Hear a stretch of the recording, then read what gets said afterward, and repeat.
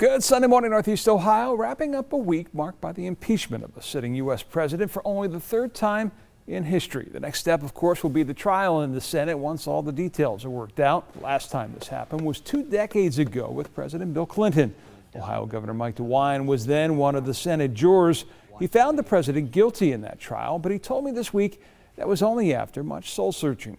I took the position then that I think was the right position, that I needed to study all the evidence, I needed to listen to all the facts. I didn't make a decision until the trial itself was over with. I spent hundreds and hundreds of hours on that, called it like I saw it, made the best decision I could. Ohio's current 2 U.S. senators were in the House in 1998. They vow as well to take their role seriously. Yeah, I know what my job is now. There are 100 jurors. Our job is to be unbiased. It's not to listen to our friends or to take our own opinion of Donald Trump, positive or negative. Our job is to listen to the evidence, listen to the House managers, the prosecutors, listen to the president's lawyers, the defense. I hope the president and Senator McConnell, who are working together in this, I hope they allow witnesses to come in, especially witnesses that saw the phone calls the president made to the Ukrainian leader. So if you're in a trial in Cuyahoga County or Lake or Medina County, you need witnesses. We need these witnesses that Senator McConnell needs to have come in. And then we make the decision based on the evidence only, not on a political view or not on our attitude towards the president. Witnesses are a sticking point. I asked Senator Rob Portman whether or not they should be hearing from those directly involved. Yeah, I mean, I think the Senate ought to hear both sides. I think that we ought to have the opportunity, as we did in the Clinton impeachment, to have the House managers come over and present their case. This is the House Democrats who they will choose that summarize the case, present all the best information. I've listened to the hearings, seen a lot of testimony, read a lot of the back and forth. But I think it'd be good to summarize it all and to put their best case forward. At the same time, the president's team will be able to come before us and present their case.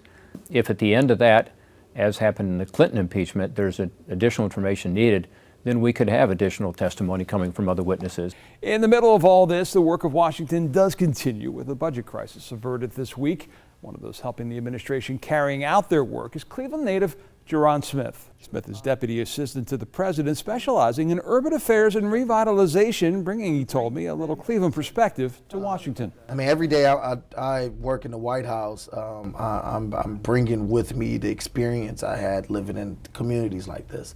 And the biggest thing is President Trump ran on helping the forgotten community. And so many of these communities are forgotten. And regardless of how high or how low the unemployment rate is, some of these communities stand still. And so what we're trying to do is create that ladder for those individuals and bring them into the 21st century economy, because human capital is absolutely the most important piece of capital and asset we have in America, and all communities need to be a part of that. You grew up in a Democratic city, right, and a Democratic neighborhood. Do you get pushback for being part of the Trump administration? I think it's education. When people learn more about the policies that the president has led on, then it's not really about politics, it's about right. And so most times it's just sharing perspective. Many times you don't get coverage of some of the good work that the administration is doing. And so just like being here at the City Club, I was able to share some perspective. Everything from doing criminal justice reform, focusing on second chance hiring, USMCA, paid family leave, investing in HBCUs. You have a number of different things that impact people that show some leadership from the president and a different side that people don't hear much about. And so once you start having those conversations, it opens people's minds. Do you know what enjoys bipartisan support these days? The Hyperloop project that could one day turn transportation on its ear. And this week we learned the results of a feasibility study announced nearly 2 years ago. You won't be taking the Hyperloop from Cleveland to Chicago or Pittsburgh in 4 or 5 years, but the Hyperloop could very well be under construction by then, with completion possible by the end of the 2020s. That's among the findings in a $1.3 million feasibility study released today, a study with results so promising they surprised even the independent company that conducted it. In fact, we didn't check them twice, we checked them 3 times. Hyperloop travel involves vehicles of around 100 feet in length, using passive magnetics to levitate in essentially a vacuum tube where it can travel at speeds of up to 700 miles an hour. which actually enables it to generate more energy than it uses.